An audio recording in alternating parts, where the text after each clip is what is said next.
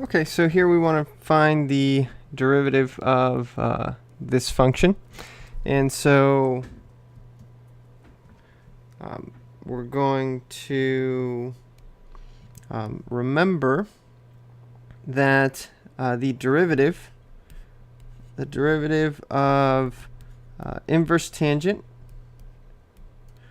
of x, remember, is 1 over 1 plus x squared. So we're going to use the chain rule for this guy. So the first thing, remember, is we're going to get the derivative of the outside. So the derivative of arctangent is going to be 1 over 1 plus, and then the whole inside of this guy, so this entire thing, squared. So I'm going to have cosine of square root of x squared plus 4x minus 1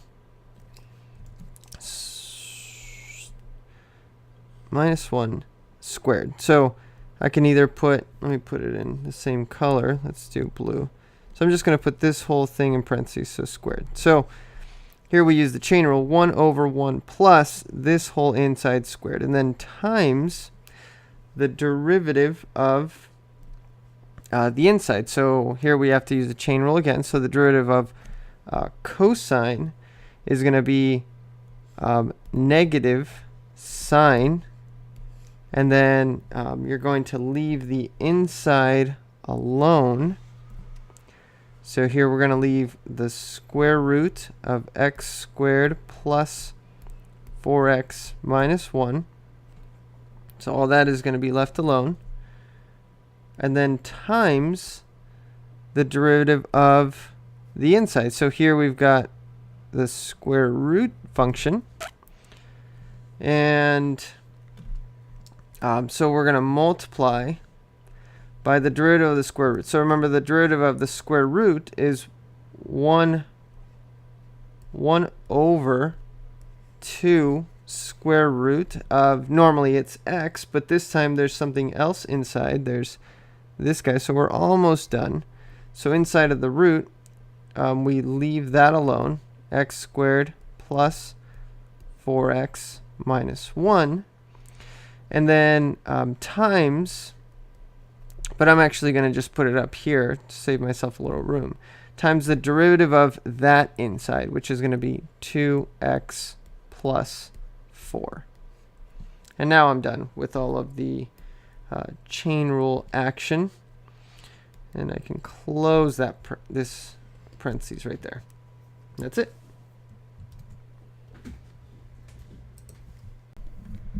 Okay, so here we have some information about a function. We don't have an actual function itself, but we know that f of 3 is equal to 2, and f prime of 3 is equal to 4. So we have the value of a function at a point, and then the value of its derivative. Now, what this is asking me for is the derivative of the inverse at 2. So I need to find the derivative of the inverse without actually having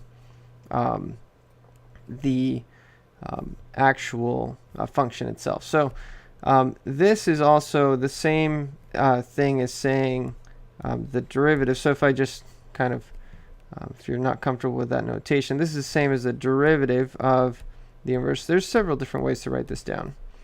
But this is the derivative of the inverse of f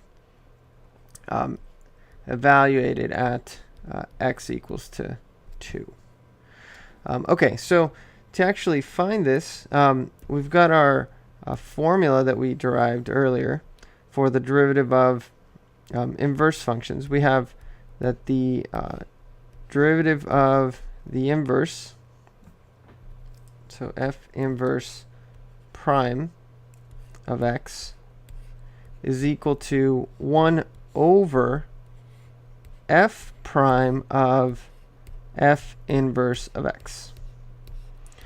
Okay, so that means that we need two things. Now, in this case, since I'm evaluating at a certain value of x, here I'm looking for f inverse prime at 2. So then that means that this guy is going to be also 2. So I need to find those guys. So I can do that. It's no problem. I need to find first f inverse of x, which in this case is 2. Okay, so f inverse of 2, well, what this is saying basically is that when y is equal to 2, what's x?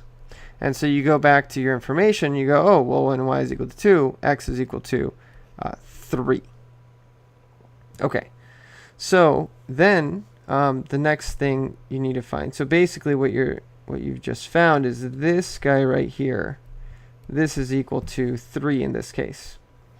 So then what you need to find is, okay, well then what's f prime at that value that you just found, this guy, what's f prime at 3? Well, f prime at 3, it just so happens that we have it right here. That's equal to 4. And so that's it.